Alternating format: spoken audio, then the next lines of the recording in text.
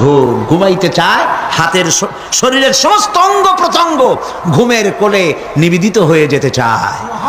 ঘুম না আসলে হাত আর চলে না, মাথায় আর ভাবতে ইচ্ছা করে না, পাও আর চলতে চায় না, হার্টবিট বেড়ে যায়, আর ঘুমালে পরে সব শান্ত হয়ে যায়। সুবহানাল্লাহ কব না? আল্লাহ রাব্বুল আলামিন বলেন, এই নিদ্রা কি, এই ঘুমকে আমি তোমাদের জন্য শান্তির বাহন বানিয়ে দিয়েছি। আলাম ইয়ারাউ আন্না জাআলনাল লাইলা লিয়াসকুনু ফীহি ওয়ান নাহারা মুবসিরান ইন্না ফী যালিকা লাআয়াতিন লিকাওমি ইউমিনুন। তারা কি আল্লাহ পাকের এই কুদরতের কথা চিন্তা করে না, যে আমি রাতের আধার দিয়ে ধরনীর বুক ছেয়ে দেই, দিনের উজ্জ্বলতা, কোলাহল, গাড়ির আওয়াজ, ভ্যাঁ ভোঁ আওয়াজ হচ্ছে, কলকারখানার আওয়াজ হচ্ছে, সূর্যের বিরাট তাপ, ঘুম আসে না। সারাদিন কাজ করার পর শরীরের আরাম দেওয়ার জন্যে রাতের একটি কালো চাদর পৃথিবীর উপরে আমি বিছায়ে দেই।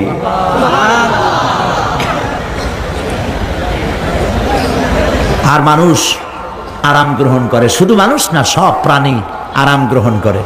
সুবহানাল্লাহ। এবং এরপরে দিনের আলো দিয়ে উদ্ভাসিত করি, যেন বিশ্রামের পর নতুন করে আবার কাজের সমস্ত উদ্দীপনা নিয়ে নতুন করে কাজে ঝাঁপিয়ে পড়তে পারে।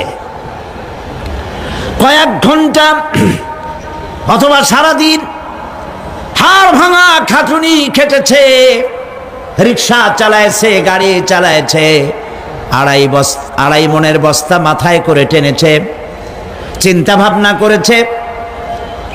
এরপরে যখন এই লোকটি কয়েক ঘন্টা মাত্র নিদ্রা গেল, আরাম পেল, মস্তিষ্ক হালকা হয়ে গেল, হার্টবিট কমে গেল, হাতের পায়ের কর্মোদ্দীপনা বেড়ে গেল, নতুন করে আবার কাজ করার জন্য সুযোগ এসে গেল।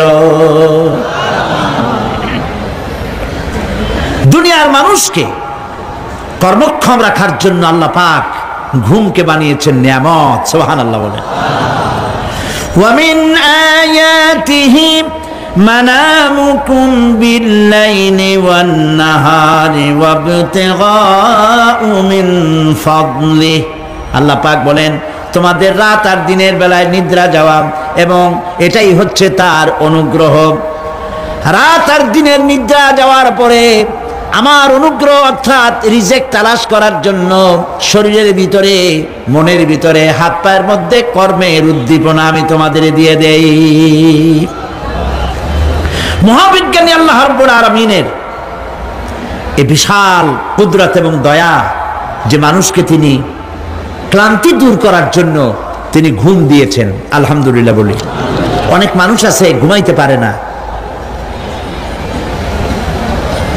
ঘুমাবার জন্য ফেনার গান খায়, ঘুমাবার জন্য ভ্যালিয়াম খায়, সিরাক্সিন খায়, রিল্যাক্সিন খায়, কত অক্সিজেন, অক্সিজেন, কত কিছু খায়, তারপরেও ঘুম আসে না। এই ঘুম যার আসে না, বিরাট নিয়ামত থেকে বঞ্চিত। ঘুম একটি নিয়ামত, আলহামদুলিল্লাহ বলি, আলহামদুলিল্লাহ বলি। বিশাল নিয়ামত ঘুম। আল্লাহ যে সমস্ত নিয়ামত আমাদের জন্ম থেকে শুরু করে এ পর্যন্ত বডির মধ্যে দিছেন, মৃত্যুর আগে আল্লাহ যেন একটিও কেড়ে না নেন, বলি আমিন। আল্লাহ রাব্বুল আলামিনের পরে বলেন, ওয়াজআলনাল লাইলা লিবাসা ওয়াজআলনান নাহারা মাআশা। আর রাতকে করেছি আচ্ছাদন, আবরণ, দিনকে রুজি কামাবার জন্য ব্যবস্থা করে দিয়েছি। দিনের বেলা রুজি কামাবেন, দিনের বেলায় ঘুমায় থাকবেন না। বহুত মানুষ আছে সকালবেলায় ঘুম দিল, 12টা 1টা বাজে গেল। উর্দুতে ছোটবেলায় পড়েছিলাম, জিসনে সোয়া উসনে খোয়া, যে ঘুমাইলো সব সর্বনাশ করলো। অসময় ঘুমানো, অসময় ঘুমানো সর্বনাশ হয়ে যাবে সব। এই জন্য আল্লাহ পাক বলেছেন, দিনটারে বানাইছি রুজি কামাবার জন্য। রুজি কামাও, রুজি কামানো এটা একটা ইবাদত। রুজি কামানো কি? হালাল রুজি কামাবেন, ইবাদত। আপনি যে আপনার স্ত্রীকে একটা ব্লাউজ কিনে দেন, কাপড় চোপড়, প্রয়োজনীয় কসমেটিক্স কিনে দেন। আপনি যে বাজার ঘাট করেন সব হালাল পয়সা যদি হয়, সাদকা দেওয়ার মতো সমান সওয়াব হবে। রুজি কামাইতে হবে, এটা আল্লাহ পাকের হুকুম, রুজি কামাও। ফাইদা কুদিয়াতিস সালাত ফান্তাশিরু ফিল আরদ ওয়াবতাগু মিন ফাদলিল্লাহ। সুবহানাল্লাহ বলেন। নামাজ যখন শেষ হয়ে গেল, ফাইদা কুদিয়াতিস সালাত, নামাজ যখন শেষ হয়ে গেল, ফান্তাশিরু ফিল আরদ, তখন জমিনে ছড়িয়ে পড়ো আর আমার অনুগ্রহ, রিস্ক অনুসন্ধান করো। সুবহানাল্লাহ। মসজিদে বসে বসে খালি তাসবিহ টিপতে থাকো না, কাজের সময় কাজ করো। অফিস থেকে বলে আসছে জোহরের নামাজ পড়তে যাই, জোহরের নামাজ পড়িয়ে তারপর নফল পড়া শুরু করছে, এরপরে দোয়া দুরূদ পড়া শুরু করছে। 1 ঘন্টা অফিসের সময় নষ্ট করেছেন। ফরজ নামাজ, সুন্নত নামাজ পড়তে যতটুকু লাগবে এর থেকে বেশি সময় নিলে বেতন হালাল হবে না। আপনি মিথ্যা কথা বলে, মিথ্যা ছুটি নিয়ে দিনের কাজ করতে পারেন না। আপনার রুজি হালাল হইতে হবে। আপনার নফল নামাজ পড়া দরকার, রাত পড়ে আছে, রাতের বেলা গিয়ে জনমের মতো নফল পড়েন, কে নিষেধ করবে? মনে থাকবে কথা? প্রিয় ভাই সব, হযরত ওমর ফারুক রাদিয়াল্লাহু তাআলা আনহু, তিনি একবার মসজিদ নববীর মধ্যে দেখলেন ফজরের সময়, জোহরের সময় তিনি দেখলেন ফজরে যাদের দেখলাম এক জায়গায় বসা 5-7টা লোক, জোহরে তো তাদেরই দেখতেছি, আসরের সময় দেখলেন ওইখানে বসা, মাগরিবেও দেখলেন, এশায়ও দেখলেন। এশার নামাজের পর তিনি প্রশ্ন করলেন, তোমরা কারা? বলল যে আমরা হলাম দূরের থেকে আসছি, মসজিদে নববী শ্রেষ্ঠ মসজিদ, এখানে বসে বসে আল্লাহর জিকির আজগার করি। তো আল্লাহর জিকির আজগার করো, নামাজ পড়ো, খাও কি? কাজে কিছু লোক আছে ওরা মেহেরবানি করে রান্না করে আনিয়া আমাদের খাওয়াইয়া যায়।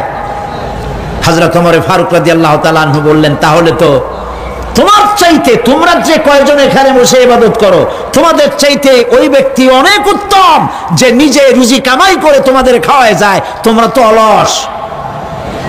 শুনে রাখো, নামাজের সময় ছাড়া আগামীকাল এই জায়গায় যদি বসা দেখি, ব্যাট মারে বের করে দেবো মসজিদের নববী থেকে। ইসলাম কাজের প্রতি উদ্দীপনা দিয়েছে, ইসলাম কাজের ট্রেনিং দিয়েছে। সুবহানাল্লাহ বলে। কাজ করো আর খাও, বসে বসে বাপের বোঝা হইও না। আমাদের দেশে বহু পোলাপান আছে বাপের হোটেলে খায় আর মসজিদে গিয়া ঘুমায়, খুব সহজ কাজ। কেন এরকম করো বাবাজি? চাকরি পাই না। আচ্ছা চাকরি পাও না, চাকরি তো আমাদের দেশে এক সোনার হরিণ, অথর্ব মন্ত্রীর অথর্ব ভাগ্না চাকরি হয়ে যায়, কিন্তু ফার্স্ট ক্লাস ফার্স্ট হয়েছে এমএতে, চাকরি হয় না। এটা দেশের কপাল, এটা দেশের দুর্ভাগ্য। কিন্তু চাকরি পাও নাই বলে বাপের ঘাড়ের বোঝা হয়ে থাকবা। বউতে তোমার ঘুম দেখা বউ একা একা কানবে, আল্লাহ কোন উল্লুকের সাথে বিয়ে হইল আমার, সারাদিন ঘুমায়। প্রিয় ভাই সব, চাকরি পান নাই তো অসুবিধা কি? আপনি বাসের ড্রাইভার হন, আপনি সিনেমা দান বেছেন, আপনি জমিন চাষ করেন, জমিন চাষ করা লজ্জা। এই পৃথিবীর প্রথম মানুষ আদম আলাইহিস সালাম জমিন চাষ করেছেন, ইদ্রিস আলাইহিস সালাম দর্জিগিরি করেছেন, দাউদ আলাইহিস সালাম কর্মকার হয়ে লোহা দিয়ে অস্ত্র তৈরি করেছেন, নবী করিম সাল্লাল্লাহু আলাইহি ওয়াসাল্লাম ব্যবসা করেছেন। কাজী বেকার যুবকদেরকে বলতে চাই, বাপ আর শ্বশুরের বোঝা হয়ে থাকার মতো লজ্জার জিনিস আর কিছুই নাই। বাপের কামাই খাওয়া, লেখাপড়া শেখার পর তোমার জন্য জায়েজ নাই। কাজ করো, কাজের অভাব নাই, হালাল কাজ করো, রুজিতে আল্লাহ বরকত দিয়ে দিবেন। আমার দেশের জমিন এত ভালো, বলার আগেই কোন সুবহানাল্লাহ। সার মার লাগে না, যেখানে সেখানে লাঙ্গল শাবলের দরকার নাই। আঙ্গুল দিয়ে মাটি খুঁজিয়া ঘরের কোনায়, আঙ্গুল দিয়ে মাটি খুঁজিয়া কদুর বিচি লাগাই দেন। 3 দিন পরে 2 পাতা, 6 দিন পর লতা, 10 দিন পর ফুল, 2 সপ্তাহের মাথায় কদু। সুবহানাল্লাহ। এই আল্লাহর দেওয়া এত সুন্দর কদু খাইয়া কয়, সাদের লাউ বানাইলো বই রেখে, তো একটু আলহামদুলিল্লাহ কইল না। জমিন উর্বর। জার্মান থেকে এক কৃষি বিশেষজ্ঞ এসছিলেন বাংলাদেশে, শুনেছিলেন এটা নাকি সোনার বাংলা।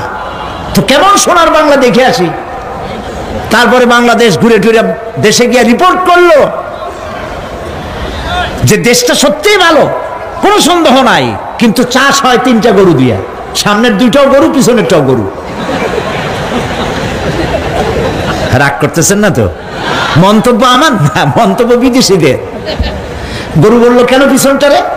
এই জন্য বলেছে এমন সোনার মাটি, মানে মাটি এত ভালো, জমিন এত ফার্টাইল, এত উর্বর, যে থেকে সায়েন্টিফিক প্রসেসে তারা কৃষি উৎপাদন করতে পারে না। কারণ সব মূর্খ লোকেরাই চাষাবাদ করে, আর শিক্ষিত লোকেরা বসে থাকে কবে একটা শেয়ার পাবে, আর কলমের গুতা দিয়া গভর্নমেন্টের টাকা চুরি করবে। প্রিয় ভাই সব, পিঠির উপরে পিস্তল ঠেকাইয়া চাঁদাবাজি করা যেমন গুন্ডামি, ফাইল আটকায় রেখে টাকা আদায় করা অফিসারদের জন্য তার থেকেও মাস্তানি। এই মাস্তানি থেকে শিক্ষিত লোকদেরকে বাঁচতে হবে। ভিক্ষুক 2 রকম, শিক্ষিত ভিক্ষুক, অশিক্ষিত ভিক্ষুক। অশিক্ষিত ভিক্ষুকরা হাত পাও নাই, ল্যাংরা লুলা, আল্লাহর রাস্তে একটা টাকা দেন, সারাদিন খাই নেই, এই হলো অশিক্ষিত ভিক্ষুক। আর শিক্ষিত ভিক্ষুকরা টাই, স্যুট, প্যান্ট, সেন্ট স্প্রে করে তারপরে গভর্নমেন্টের শ্বশুরের চেয়ারে গিয়ে বসে চাইয়ে টাকা নেয়। এই কাজটা যদি করে নিতে হয় 50,000 টাকা দিবা, 1 কোটি টাকা দিবা। ভিক্ষুকের চাইতে কলঙ্ক, মানুষ নামের অজঙ্ক, পশুর চাইতে নিকৃষ্ট যারা সরকারের চেয়ারে বসে জনগণের টাকা এভাবে চাইয়ে নেয়, ঘুষ নেয়। নাউজুবিল্লাহ বলো। এটা ঘুষের টাকা নয়, জাহান্নামের আগুন। শান্তি পাইবে না। বেতন পাও 10,000 টাকা, কামাই করো 1 লাখ টাকা বা 50,000 টাকা, বরকত নাই, অশান্তি।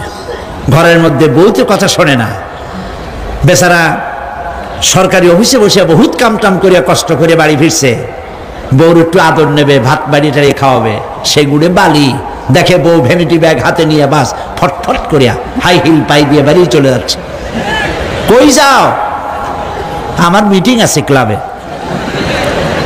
ছেলে একটা উল্লুকের মতো চুল, ভাল্লুকের মতো নখ, সোনার চেন গলায়। আরে বেটা তুই কই যাস? কই আমার গার্লফ্রেন্ডের কাছে যাই। ওইটা মামলায়, এটা মকদ্দমায়, বউ বাইরে, কোনোটার সাথে শান্তি নেই। একটা কয় আমার পেট ব্যথা, আর একটা কয় মাথার যন্ত্রণা, আর একটা কয় আমি মরব। শান্তি আছে? শান্তি নাই। কেন শান্তি নাই বলবো? সেটা বলবো। শান্তি এই জন্য নাই, ঘুষের টাকা মানুষে আনন্দ করে দেয় না, বড় কষ্টের সাথে দেয়।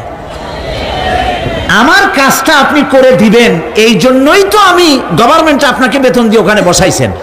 আপনার একটা গাড়ি দিয়েছে গভর্নমেন্ট, দেয় নাই? একটা গাড়ি দিয়েছে, একটা বাড়ি দিয়েছে, পিএস দিয়েছে, এপিএস দিয়েছে, কম্পিউটার দিয়েছে, বডিগার্ড দিয়েছে, আর সান কি? এরপরেও টাকা, এই টাকার কোনো শেষ নাই। মানুষের কাছে যখন টাকা চায়, কাজ আদায়ের জন্য লোকটি বাধ্য হয়, টাকা দিয়ে যাওয়ার সময় বলে, আল্লাহ এই উল্লুক এতগুলি টাকা আমার কাছ থেকে নিল, ওরে কলেরা দাও, ওর বউরে বসন্ত দাও, ওর বাচ্চাগুলিরে কলেরা দিয়া বসন্ত দিয়া ফিসিয়া নিয়ে যাও। আল্লাহর গজব আর লানতে যত টাকা কামাই করেন না কেন, শান্তি পাবেন না। এই জন্য হালাল রুজি কামাতে হবে। ইবাদত কবুল হওয়ার জন্য তার শর্ত হচ্ছে হালাল রুজি। শর্ত কি? হালাল রুজি। এই হালাল রুজি কামাতে পারলে তাহলেই আপনার ইবাদত আল্লাহর দরবারে মঞ্জুর হবে। সুবহানাল্লাহ বলেন।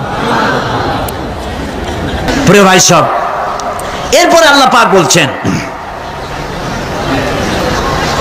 وَبَنَيْنَا فَوْقَكُمْ سَبْعًا شِدَادًا, আর তোমাদের উপরে আমি তোমাদের উপরে শক্ত মজবুত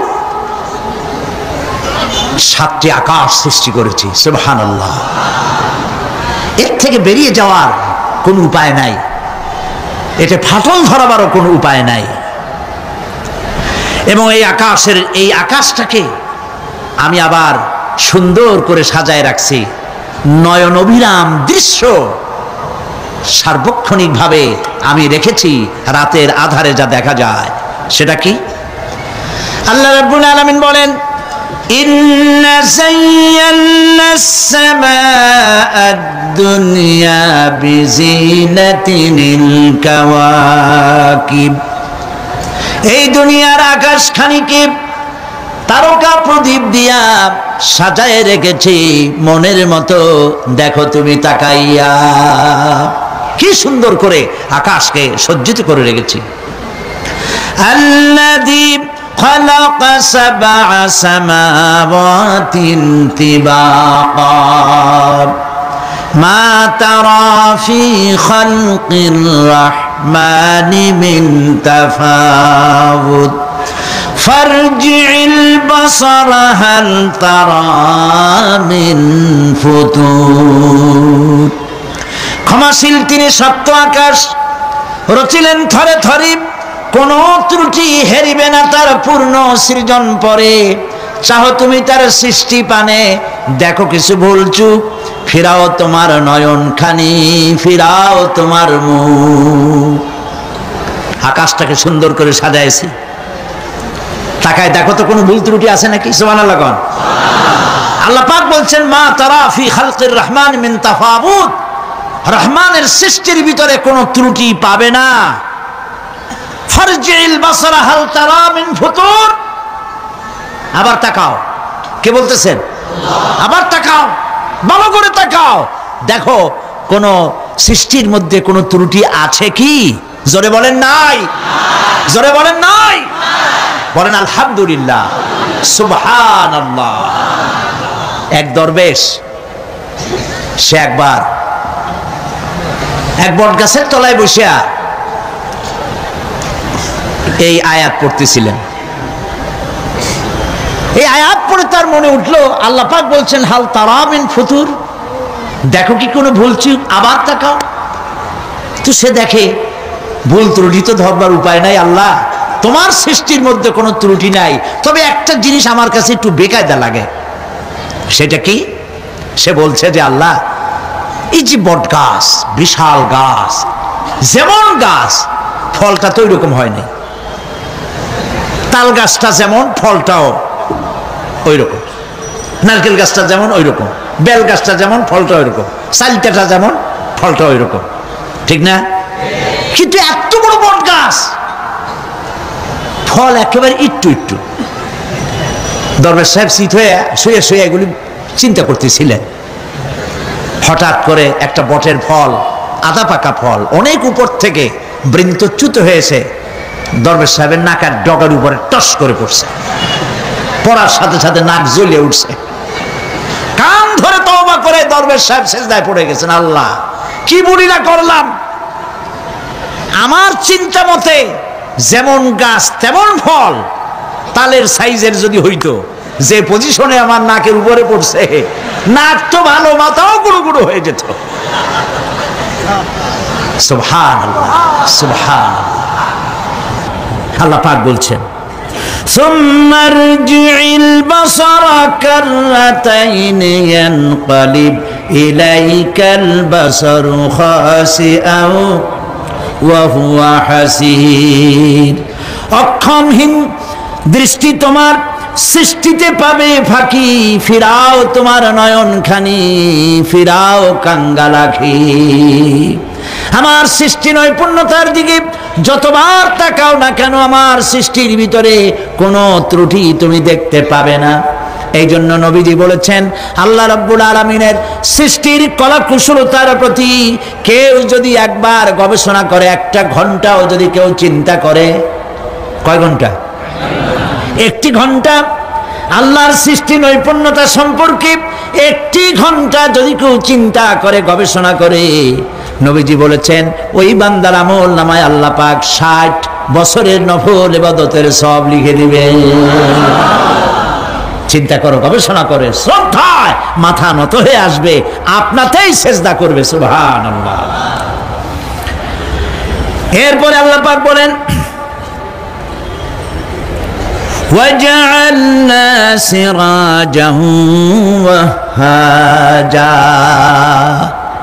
আর আমি তোমাদের উপরে আকাশ সৃষ্টি করেছি, আর ওর মধ্যে আমি সৃষ্টি করেছি মহাশূন্যে এক অতি উত্তপ্ত অতি উজ্জ্বল এক বাতি সৃষ্টি করেছি। সিরাজ শব্দের অর্থ হলো সূর্য, ওয়াহাজ এ শব্দের অর্থ হচ্ছে একই সাথে অতি উত্তপ্ত অতি উজ্জ্বল। সূর্যের ব্যাস হচ্ছে এই পৃথিবীর চাইতে, সূর্যের ব্যাস হচ্ছে পৃথিবীর চাইতে 109 গুণ, এবং এর আয়তন পৃথিবীর চাইতে 13 লক্ষ গুণ বড়। আর দূরত্ব হচ্ছে পৃথিবীর মাটি থেকে 9,30,00,000 মাইল ব্যবধানে এই সূর্যকে আল্লাহ পাক স্থাপন করেছেন। এই সূর্যের মধ্যে যেমন রয়েছে তাপ, আবার তেমন রয়েছে আলট্রা ভায়োলেট রে। সূর্যের মধ্যে অনেক কিছু আছে, এখনো বিজ্ঞানীরা তা আবিষ্কার করতে পারে নাই। এর মধ্যে কল্যাণধর্মী জিনিসও আছে এবং অকল্যাণ জাতীয় কিছু জিনিস আছে। সেটা কি কারণে, সেটা আল্লাহ ভালো জানেন, আমরা জানি না। আমরা মনে করি অকল্যাণ, আল্লাহ জানেন ওর মধ্যে কি কল্যাণ আছে। যেমন সাপের বিষ, আমরা সাপ দেখলেই মারি, কিন্তু সাপ আপনাকে ক্ষতি না করলে আপনি মারবেন কেন? আর যদি ক্ষতি করার মনে হয়, ক্ষতির মতো মনে হয়, মেরে ফেলে দিন। এটা বলা হয় হাদিস শরীফে, ক্ষতিকর মনে হলে মেরে ফেলে দিন। কিন্তু সাপ তার বিষের মধ্যে মানুষের জীবন রক্ষাকারী ওষুধ সাপের বিষ দিয়েই তৈরি হয়। সূর্যের মধ্যে অকল্যাণ ধর্মী যা আছে সেটা কেন, ওইটা আমরা জানি না। এখন অকল্যাণ ধর্মী যে জিনিসটাকে বিজ্ঞানীরা মনে করেন, সেটার নাম হলো আলট্রা ভায়োলেট রে, অতি বেগুনি রশ্মি। এই অতি বেগুনি রশ্মি, এটার অ্যাকশন হচ্ছে এই যে প্রাণী জগতের মধ্যে যদি এটা লাগে, এসে পড়ে পৃথিবীতে যদি স্পর্শ করে, তাহলে ক্যান্সার সহ নানাবিধ দুরারোগ্য ব্যাধিতে গোটা পৃথিবী ছড়িয়ে পড়বে। ওই আল্ট্রাভায়োলেট রে যাতে পৃথিবীর মাটি স্পর্শ করতে না পারে, সেজন্য আল্লাহ রাব্বুল আলামিন ওজোন স্তর তৈরি করেছেন। OZONE, ওজোন স্তর তৈরি করা আছে যাতে করে ওই রেটা পাস করতে না পারে। সেই রেতে বিজ্ঞানীরা লক্ষ্য করেছে, রেতে ফাটল ধরেছে। সূর্য কত দূরে? 9,30,00,000 মাইল দূরে। মানুষেরা, বিজ্ঞানীরা টের পেয়েছে যে ওজোন স্তরে ফাটল ধরেছে। সুবহানাল্লাহ। আল্লাহ পাক বলছেন, ওয়ামা উতীতুম মিনাল ইলমি ইল্লা কালিলা, তোমাদেরকে খুব সামান্যতম জ্ঞান আমি দান করেছি। সামান্য জ্ঞান দিয়ে গেছে কদ্দূর দেখেন। সুবহানাল্লাহ বলেন। চিন্তায় শ্রদ্ধায় মাথা নত হয়ে আসবে। এগুলি যদি হয় সাধারণ জ্ঞান, ছোট্ট জ্ঞান, সামান্যতম জ্ঞান, তাহলে আমার আল্লাহ সুবহানাহু ওয়া তাআলার জ্ঞান কত অসীম, কত অনন্ত, কত চিরন্তন। সুবহানাল্লাহ। সে আল্লাহ রাব্বুল আলামিন ওজোন স্তরকে রেখেছেন, ওটা ক্র্যাক করেছে। কেন ক্র্যাক করেছে? ক্র্যাক করেছে এনভায়রনমেন্ট নষ্ট করার কারণে। আমরা গাছ কেটেছি, যত গাছ কেটেছি তত গাছ লাগাই নেই। টেলিভিশনে যে গাছ সম্পর্কিত যে বিজ্ঞাপনগুলি দেওয়া হয়, এগুলি নিছক কোনো বিজ্ঞাপনের উদ্দেশ্যে বিজ্ঞাপন নয়, এগুলি বাস্তব। নবী করিম সাল্লাল্লাহু আলাইহি সাল্লাম গাছ কাটতে নিষেধ করেছেন। প্রয়োজনে কাটুন, প্রয়োজনে, বিনা প্রয়োজনে আপনি গাছের পাতাও ছিঁড়বেন না, প্রয়োজনে গাছটাও কেটে ফেলতে পারেন। পাতা ছিঁড়বেন না কেন? যেহেতু প্রত্যেকটি পাতা আল্লাহ রাব্বুল আলামিনের জিকির করছে।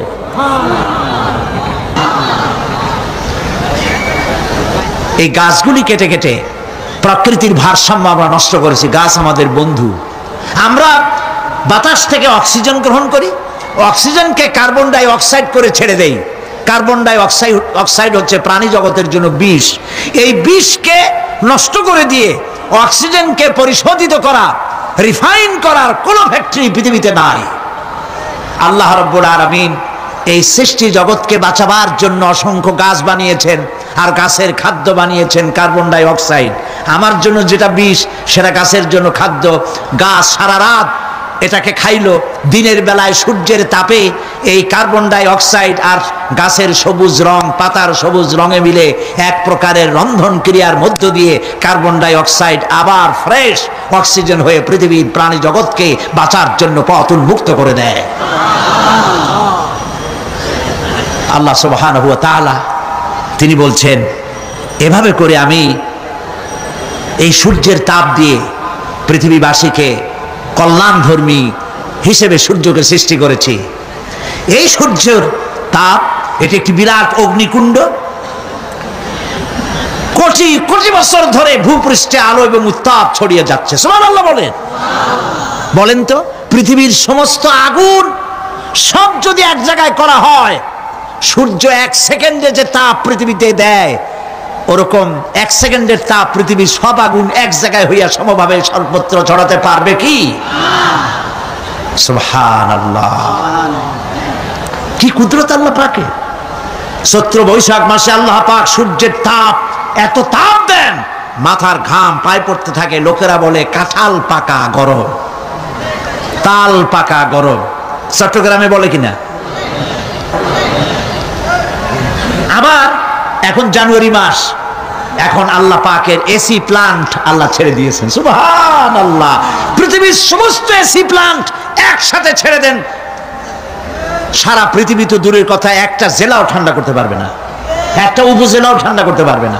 বড় জোর আপনার লোট্টা ফিশ, আপনার রূপচান্দা মাছ, ইলিশ মাছ, এগুলোর ঠান্ডা বানাই দিতে পারবে, কিন্তু একটা এলাকা ঠান্ডা বানাইতে পারবে না। বুদ্ধিজীবীদেরকে জিজ্ঞেস করি, মাথার চুল তো উঠাইছো, এই আল্লাহ পাকের কুদরত সম্পর্কে একটা সেকেন্ড চিন্তা করেছো কিনা?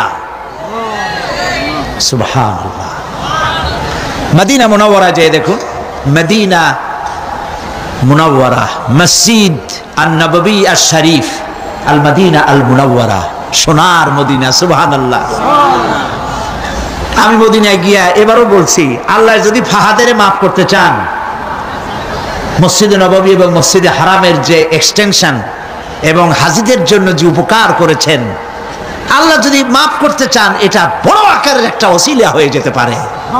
এক সময় গরমে কষ্টে অস্থির হয়ে যেতাম মসজিদে নববীতে, এখন মসজিদে নববীতে ঢুকলে মনে হয় জান্নাতের মধ্যে। আর জান্নাত তো চিন্তা করা যায় না, কোনো চোখ নাই যা দেখছে, কোনো কল্পনা নাই, যা মন নাই যা কল্পনা করছে, এটার সাথে তুলনাই হবে না। তবে মনে হয় যেন শেখ আব্দুর রহমান আস-সুদাইস, তেমন সাউদ আশ-শুরাইব, তেমন শেখ আব্দুর রহমান আল হুজাইফি। সুবহানাল্লাহ, সুবহানাল্লাহ।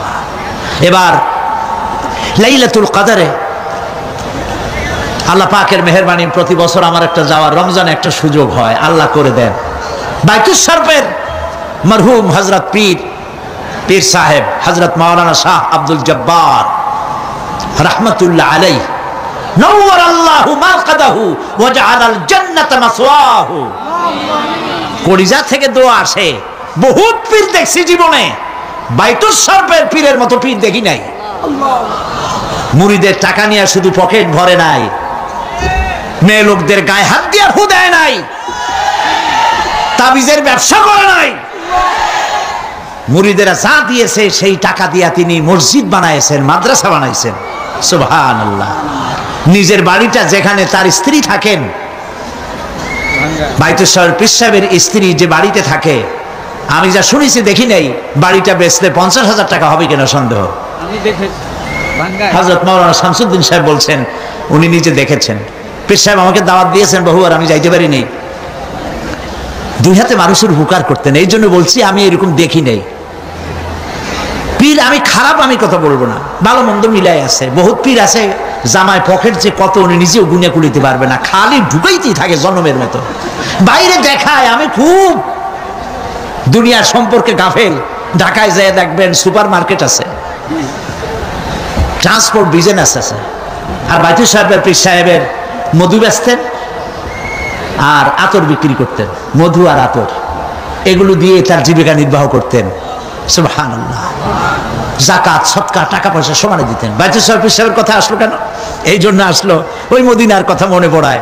বাইতুল সাহেব পীর সাহেবের জামাই মুর্তাজা এখানে ঢাকায় বাড়ি আছে।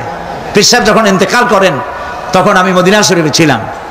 সে এসে আমাকে জড়ায় ধরে কাঁদতেছিল আর বলল যে আমার এক বাপ হারাইছি আর এক বাপ পেয়েছি।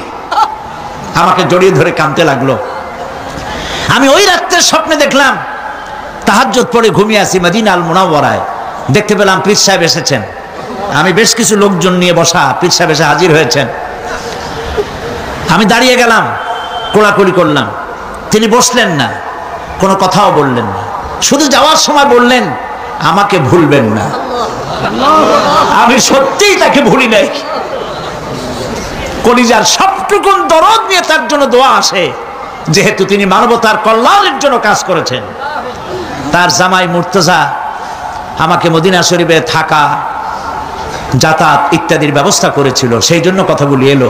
আমি দোয়া করি তার জন্য আল্লাহ পাক তাকে হালাল রুজি কামাবার তৌফিক দান করুন এবং মদিনা শরীফে থাকার জন্য আল্লাহ পাক ন্যাশনালিটি দান করে দিন। প্রিয় ভাই সব, এতগুলি কথা বলার কারণেই যে আপনাদের যখন টাকা পয়সা হবে রমজানে যাবেন। নবী করিম সাল্লাল্লাহু আলাইহি ওয়াসাল্লাম বলেছেন রমজান মুবারকে যে ব্যক্তি উমরা করলো সেজন্য আমার সাথে হজ আদায় করলো। মসজিদে হারামে এবার লাইলাতুল কদর 26 দিবগত রাত। লাইলাতুল কদর তো এ কথা তো আমিও জানি, আপনারাও জানেন যে 26 দিবগত রাতে না, শুধু বেজোর রাতগুলিতে। কিন্তু মুহাক্কিকিনরা 26 রাত্রে একটু বেশি কান্দাকাটি করে, অন্য রাত্রে তো করেই, ওই রাত্রে একটু বেশি কান্দে। এবারে লাইলাতুল কদরে লোক সংখ্যা সম্পর্কে 27 তারিখ রমজানের সৌদি গেজেট, সৌদি নিউজ পত্রিকায় হেডলাইন হলো মক্কা শরীফে গত রাত্রে নামাজ যারা পড়েছেন, লাইলাতুল কদরে যারা এসেছিলেন তাদের সংখ্যা 3 মিলিয়ন প্লাস, 30 লাখের উপরে। সর্বকালের হজের রেকর্ড ভঙ্গ করেছে। রাত 3টার সময় কিয়ামুল লাইল শেষ করে ইমাম সাউদ আশ-শুরাইব মোনাজাত শুরু করলেন। 35 থেকে 40 মিনিট মোনাজাত। হায় রে কান্না মানুষের, কাঁদতে কাঁদতে মানুষ হয়রান হয়ে যাচ্ছে। মাসনুদ দোয়াগুলি পড়ছেন, শেষ দিকে গিয়ে বলছেন আল্লাহুম্মা লা তারুদ্দানা খাইবিন, আল্লাহ পাক একেবারে কিছু না দিয়া খালি হাতে আমাদের ফেরত দিও না। কাবা শরীফ সামনে নিয়ে এভাবে করে লোকেরা কাঁদছে। প্রিয় ভাই সব, সেজন্য বলি আল্লাহ যদি সুযোগ দেন রমজান মুবারকে উমরা করবেন, আল্লাহ যেন তৌফিক দেন, বলেন আমিন। তা আল্লাহ তার কুদরত দিয়ে এই পৃথিবীকে ভরে রেখেছেন, নিয়ামত দিয়ে ভরে রেখেছেন। মুসলমানদের জন্য সবচাইতে বড় নিয়ামত কোরআন শরীফ নিয়ামত, কাবা শরীফ নিয়ামত, মসজিদ আন-নববী আশ-শরীফ আল মদিনা আল মুনাওয়ারা। সুবহানাল্লাহ, সবাই বলেন সুবহানাল্লাহ। প্রিয় ভাই সব, রাত বোধহয় বেশি হয়ে যাচ্ছে, তো আমি যে পর্যন্ত পড়েছি তাতে আর 2টি আয়াত বাকি আছে, শেষ করে দেই। রাগ করতেছেন না তো? সুবহানাল্লাহ, বলি আলহামদুলিল্লাহ। আর 2টি আয়াত আছে। আল্লাহ রাব্বুল আলামিন বলছেন وأنزلنا من المعصرات ماء ثجاجا, আমি আকাশ থেকে তোমাদের জন্য অবিশ্রান্ত বিরাম ভাবে বৃষ্টি বর্ষণ করি। কেন? লিনুখরিজা বিহি হাব্বান ওয়া নাবাতা ওয়া জান্নাতিন আলফাফা। আকাশ থেকে বৃষ্টি বর্ষণ করি যাতে করে শাক সবজি শস্য দানা খাদ্য এই জমিন তোমাদেরকে উৎপাদিত করে দেয়। আলহামদুলিল্লাহ। সেই জন্য আল্লাহ পাক বলছেন দেখো আকাশ থেকে যে পানিটা নাজিল করলাম, বৃষ্টি দিলাম, এই বৃষ্টির পানি আনলাম কই থেকে? সমুদ্র থেকে। সমুদ্রের পানি মিষ্টি না নোনা? জবাব দেন না। আকাশ থেকে যখন পড়ে তখন এটা কি মিষ্টি, নোনা না মিষ্টি? আল্লাহ রাব্বুল আলামিন বলেন আফারাইতুমুল মাআল্লাযী তাশরাবুন আনতুম আনজালতুমুহু মিনাল মুজনি আম নাহনুল মুনজিলুন। তোমরা যে পানি পান করো এই পানি আকাশ থেকে কে নাজেল করে? তোমরা করো না, আমি আল্লাহ করি। কে করে বলেন? আল্লাহ পাক বলছেন, লাউ নাশাউ জাআলনাহু উজাজান ফালাউলা তাশকুরুন। ইচ্ছে করলে এই পানিগুলি কি লবণাক্ত আকারে নাজিল করতে পারতাম, আমি মিষ্টি করে নাজিল করে দিলাম। কেন বান্দা আমার শুকর আদায় করো না? নুন অবস্থায় যদি নাজিল হতো, সমস্ত ফসল তোমাদের ধ্বংস হয়ে যেত।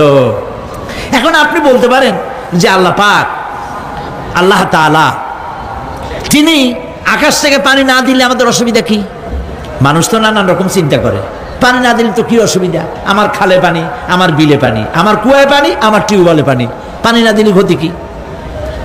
আল্লাহ পাক কোরআনে কারীমের মধ্যে বলেছেন, কুল আরাআইতুম ইন আসবাহা মাউকুম গাওরান ফামান ইয়াতিকুম বিমাইম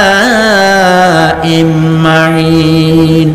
বলো দেখি সবে, শুকাইয়া যদি যায় এই জমিনের পানি, তাহলে হেথায় তটনির ধারা কে দিবে সবারে আনি। বান্দারে, বৃষ্টি না হইলে তুমি পানির পরোয়া করো না। সমুদ্রের পানি নেবা, নদীর পানি নেবা, কলের পানি নেবা। শুনে রাখো বান্দা, নদীর প্রবাহমান নদীর পানি, কলের পানি, টিউবওয়েলের পানি, মাটির পরতে পরতে পানি, সব যদি আমি শুকায় দেই, কে আছে এই পৃথিবীতে যে নতুন করে তোমার জন্য পানি আমদানি করে দিতে পারে? পারে কেউ? কেউ পারে না। এই পানি দিয়ে আমি তোমাদের জন্য ফসল ফলাই। লিনুখরিজা বিহি হাব্বান ওয়া নাবাতা। ইয়া আইয়ুহান নাসু যকুরু নি'মাতাল্লাহি আলাইকুম হাল মিন খালিকিন গায়রুল্লাহ। হে মানব সকল, স্মরণ করো আল্লাহ পাকের ওই নিয়ামতকে।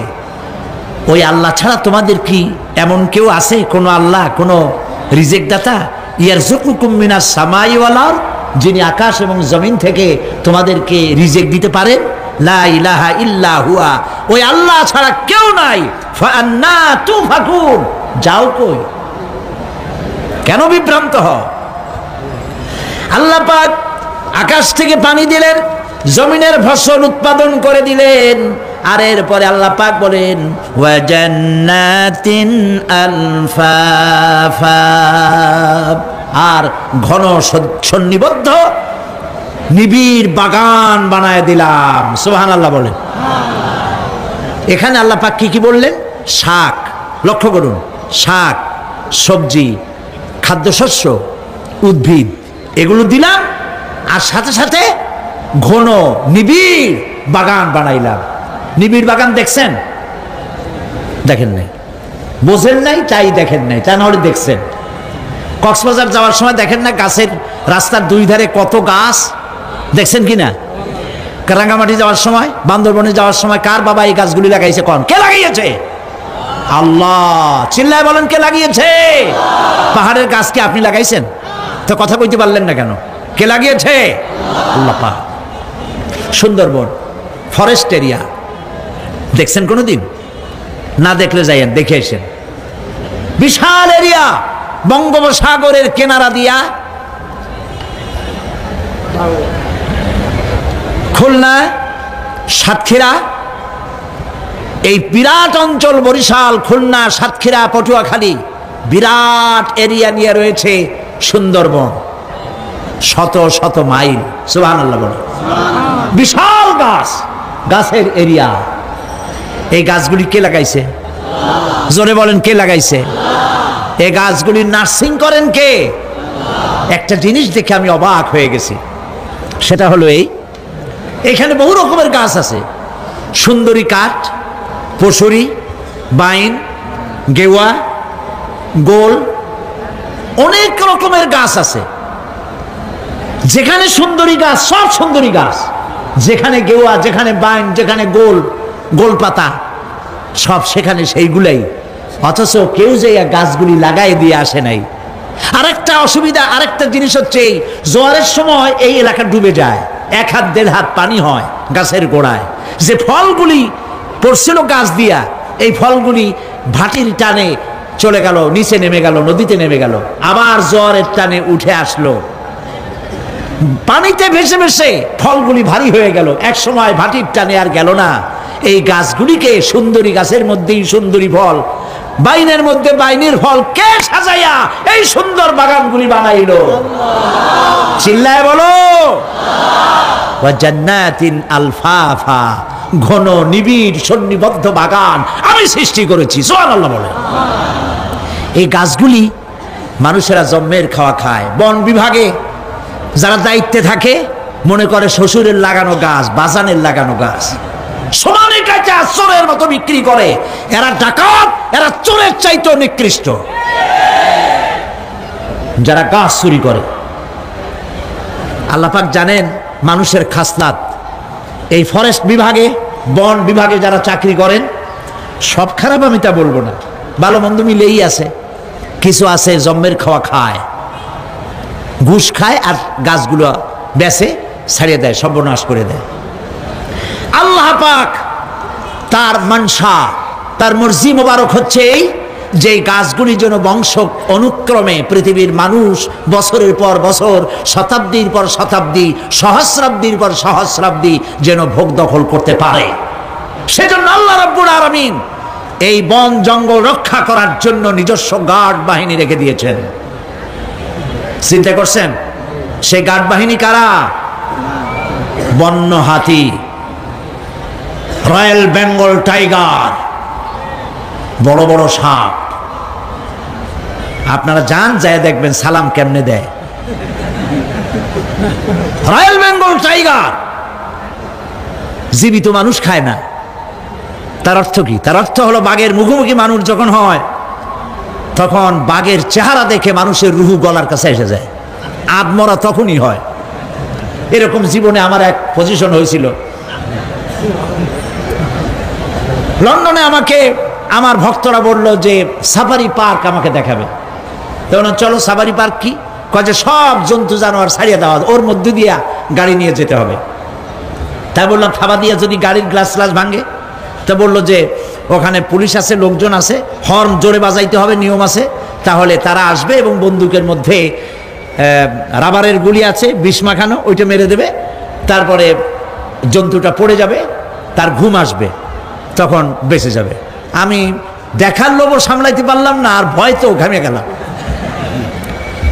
আল্লাহ ভরসা করে গেলাম। বিশাল এরিয়া, আল্লাহ যে কত দেখাইছে গোলামের, সুবহানাল্লাহ। সারা জীবন সেজদায় পড়েও কুলাইতে পারবো না, কত আল্লাহ দেখাইছেন, সুবহানাল্লাহ। গেট দিয়ে ঢুকলাম, লোহার বিশাল গেট, বাঘ সিংহ সব ছাড়িয়ে দেওয়া জঙ্গলের মধ্যে। তা আমরা গেছিলাম একটা ভালো সময়, সকালবেলা। সেখানে সব গোস্ত, বড় বড় গোস্ত, এগুলো খাইতে দিছে, প্রাণীরা সব গোস্ত খাওয়ায় ব্যস্ত। সেখানে মানুষগুলা, আমরা কাফের বলি আর যাই বলি, তাদের নৈতিকতা আছে। আমার দেশের বাঘগুলারে তাদের জন্য বরাদ্দ হচ্ছে গোস্ত, কিন্তু চার পায়া জন্তুরে হাড্ডি খাওয়াইয়া দু পায়া পশুগুলিতে গোস্তগুলো খাইয়ে ফেলে। জানোয়ার পশুর চাইতে নিকৃষ্ট, ঠিক কিনা বলেন? পশুর খাদ্য নিজে খায়। যাই দেখেন আমাদের দেশের চিড়িয়াখানাগুলির অবস্থা, বাঘ শুকায় গেছে, হরিণ শুকায় গেছে, সিংহ শুকায় গেছে। তার তো শুকাবার কথা না। পরে কে খাওয়ায় জঙ্গলে? কে খাওয়ায়? আল্লাহ পাক খাওয়ান, সুবহানাল্লাহ। এত বড় বড় গোস্তের টুকরা এক একটা বাঘে পেয়েছে। বাঘ একটারে নিয়ে গাছে উঠছে, আর একটা টানাটানি করতেছে, আর আমরা গাড়ি নিয়ে আসতে যাচ্ছি। এক বাঘ তার ওই গোস্ত ফালায় থুয়ে আমাদের দিকে আগায় আসতেছে। আমি বললাম আল্লাহ, যা ভয় করতেছিলাম আমি তখন, ওই যে বলেছি যে মরা মানুষ বাঘে খায় না, বাঘ দেখলি কলজে উড়ে যায়। আমার হার্ট বিট এত বাড়ছে, আর আল্লাহ আল্লাহ করতেছি, দোয়া দুরুদ শেষ হয়ে গেছে পড়তে পড়তে। বাঘটা একেবারে গাড়ির কাছাকাছি আসছে, ইন্না লিল্লাহ পড়তে পড়তে সরে গেলাম। আল্লাহর মেহেরবানি, বাঘটাও কি মনে করলো এই যে ছোট্ট আল্লাহর ছোট্ট গোলাম, হরে খাইয়া কি হবে, বোঝা ছাড়িয়ে দিল আমার ওই মনে করে। তার যা শক্তি, গাড়ির গায়ে যদি থাপ্পড় মারতো আমার টয়োটা গাড়ি ছিটকে আর এক জায়গায় পড়ে যেত। আল্লাহ বাঁচাই দিলেন, সুবহানাল্লাহ। সিংহের মধ্যে দিয়ে গেলাম, সিংহরা সব খোলামেলা খাইতেছে। সুতরাং আল্লাহ রাব্বুল আলামিন এই বাঘ, সিংহ, বড় বড় সাপ জঙ্গলের মধ্যে যদি না রাখতেন গার্ড হিসাবে, তাহলে এই ফরেস্ট ডিপার্টমেন্টের দোপায়া জন্তুগুলি সমস্ত জঙ্গলকে উজাড় করে ফেলে দিত। আল্লাহ এদের হেদায়েত করুন, জোরে বলেন আমিন। এই গাছ কেমনে চুরি করে মরিয়া দেখো। এখন তো মন্ত্রী সেলুট মারে পুলিশে, মরিয়া দেখো ফেরেশতারা কি দিয়ে মারে। প্রিয় ভাই সব, আল্লাহ রাব্বুল আলামিন এই সব জিনিস পৃথিবীকে দিয়েছেন। আর এইগুলি বলার পরে আল্লাহ পাক বলছেন যে এই চোখে দেখা জিনিসগুলি বললাম। কে বলতেছেন?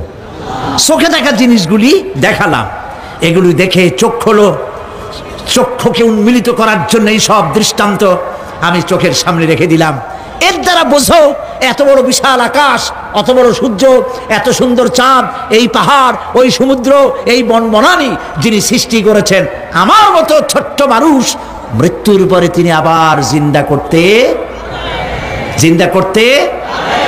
করতে जगह जी लगाने के लिए ये दुनिया नहीं है, जगह जी लगाने के लिए ये दुनिया नहीं है, ये इबरत की जा है तमाशा नहीं है।